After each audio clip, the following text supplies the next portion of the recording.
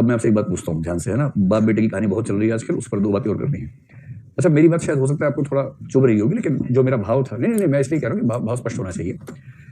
आमतौर पे अभी के समाज में जो पिता है वो अपने बच्चों की जिम्मेदारी पूरी उठाता है और जिम्मेदारी उठाने को लेकर खुश भी रहता है। वो चाहता है कि उसका बच्चा बहुत सफल हो जीवन में, बेहतर जीवन जिए, उसके लिए जो करना पड़ेगा वो त्याग भी करेगा।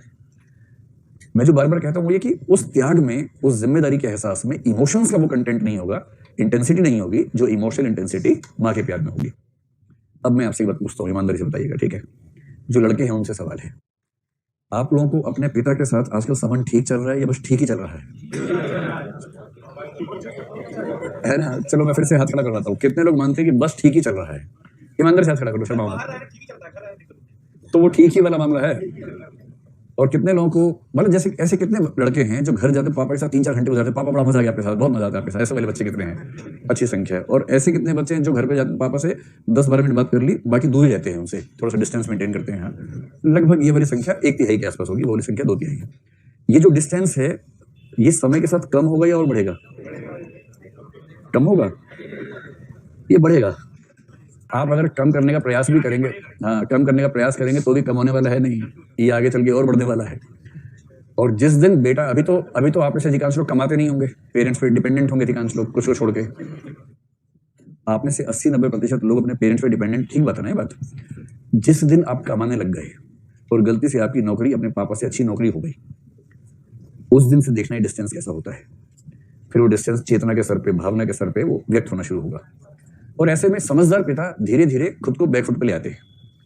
जैसे घर के अंदर फैसला करना, पहले बाप का बोलता है यही होगा, बेटा दांत पीस लेता है, पर क्या करे, पेटीएम पापा है, एटीएम पापा है, क्या करें? और जिस दिन वो कमाने लगता है ना, समझदार पिता उस दिन से बैकफुट पे आ जाता है। बेटा बोलता है ये होगा, बेटा बोलता है एकदम ठीक करा मेरा बेटा, एकदम ठीक करा।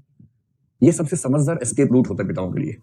जब उनका साम्राज्य का मतलब वो समय आ जाता है तो उसके बाद वो अपने घर में एक खास तरीके से बैकफुट पे आके काम करते हैं। तो सबके साथ होगा ना, आपके साथ भी होगा, 30-35 साल के बाद आपके साथ भी होगा, सबके साथ होगा, मेरे साथ थोड़ा पहले हो जाएगा, होना सबके साथ है। लेकिन अब मैं इससे जुड़ी हुई एक बात आपसे पूछना चाह रहा हूँ। जैसे एक उम्र के बाद आपका अपने पिता से, मैं लड़कों से बात कर रहा हूँ, लड़कियों के लिए पिता से संबंध उतना ही इमोटिव रहे, ये स्वाभाविक बात है। नैन्सी कोडोरो का थीसिस पढ़ेंगे, उसमें उस सारे प्रश्न के उत्तर मिल जाएंगे। मैं किसी पौराणिक और आख्यान की बात नहीं कर रहा हूँ, मैं रिसर्च की बात कर रहा हूँ। मैं असली जो बात कहना चाह रहा हूँ ये पूछना चाह रहा हूँ, आपका अपने पिता से संबंध अच्छा नहीं रहेगा, अमूमन ये बात मान के चलिए। अच्छा मतलब आप बहुत एंजॉय नहीं करेंगे कंपनी उनकी, क्योंकि वो कुछ कहेंगे आप स्वीकार नहीं करना चाहेंगे, ज्ञान लेने के मूड में आप नहीं होंगे एकदम, वो ज्ञान दिए बिना रह नहीं पाएंगे। इमोशंस की बात उनको करनी आती नहीं है, ना आपको करनी आती है आपको कहीं और कर लेते हैं, उनसे नहीं कर पाएंगे। बाप बेटा इमोशन की बातें करें, ये हमारे समाज में नहीं हो पाता है आमतौर पर, है ना? माँ से कर लेंगे, बाप से नहीं कर पाएंगे।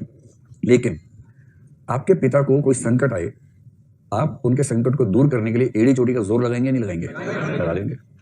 मोहब्बत नहीं करेंगे, चिंता करेंगे, केयर करेंगे। और आपके मन में यह भी आएगा कि उन्होंने जितना संघर्ष मेरे लिए किया, अब मैं उसकी एक एक पाई पाई चुका दूं, मतलब सांकेतिक रूप में उनको ये महसूस हो कि उन्होंने बेटे पर इतनी मेहनत करके अच्छा किया, बेटी पर मेहनत करके इतना अच्छा किया। ये है कमिटमेंट, है जहां इमोशंस बहुत ज्यादा आपके नहीं, पर कमिटमेंट तो है ही, जबरदस्त कमिटमेंट है। और अपने पेरेंट्स की चिंता करना केवल पर्सनल मामला नहीं है, उसमें सोसाइटी ने आपको जो सिखाया बचपन से पेरेंट्स की वैल्यू, वो भी एक पक्ष है। तो अंतर करना है, प्रेम अलग चीज है, कमिटमेंट अलग चीज है, कहीं कहीं मिक्स होती है, कहीं कहीं मिक्स नहीं भी होती है। जैसे पिता को लेकर प्रतिबद्धता बहुत ज्यादा रहेगी, प्रेम वैसा नहीं होगा, उतनी सहजता नहीं होगी, लेकिन ये चिंता कि उनको दिक्कत ना हो, इसके लिए आप दुनिया की हर जो चुनौती है उसको झेलने को तैयार होंगे कि उनको दिक्कत नहीं होनी चाहिए। इनके साथ बैठेंगे तो दिक्कत आपको हो जाएगी, पर उनको दिक्कत नहीं होनी चाहिए, ये भाव रहेगा। और ये कॉन्ट्रडिक्शन एक उम्र के बाद पुरुषों के जीवन में दुनिया भर में, केवल भारत की बातें चल रही, दुनिया भर का फिनोमेना है, दिखाई पड़ता है। तो सोशल कमिटमेंट का बेसिक मतलब है आपके परिवार ने, समाज ने जिन चीजों के प्रति आपको प्रतिबद्ध होना सिखा दिया है, यदि उनको लेकर आप कमिटेड हैं तो सोशल कमिटमेंट्स हैं।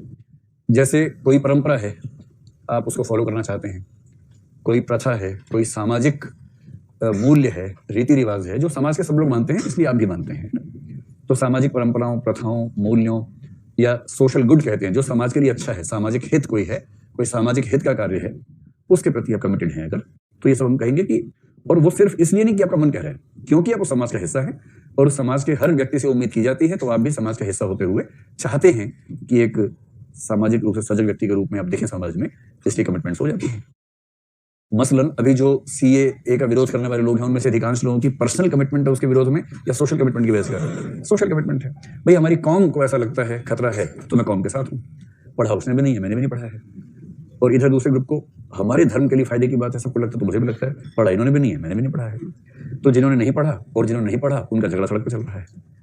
ये होता ही ऐसा ही हर समाज में। तीसरा है व्यावसायिक प्रतिबद्धता, प्रोफेशनल कमिटमेंट। प्रोफेशनल कमिटमेंट का मतलब क्या होता है, किस किस के प्रति? देखिए, प्रोफेशनल कमिटमेंट का एक तो मतलब होता है अपने क्लाइंट के प्रति। जो व्यक्ति क्लाइंट है, सेवार्थी है, सेवार्थी बोलेंगे ना, उपभोक्ता भी कह सकते हैं। क्लाइंट का सही अनुवाद सेवार्थी होता है, लाभार्थी बेनिफिशियरी का होता है। क्लाइंट के लिए सेवार्थी शब्द ज्यादा प्रचलित है। तो उपभोक्ता कंज्यूमर के लिए है, ग्राहक कस्टमर के लिए है, तो क्लाइंट के लिए सबसे सटीक शब्द सेवार्थी जो मैं जानता हूं वही है।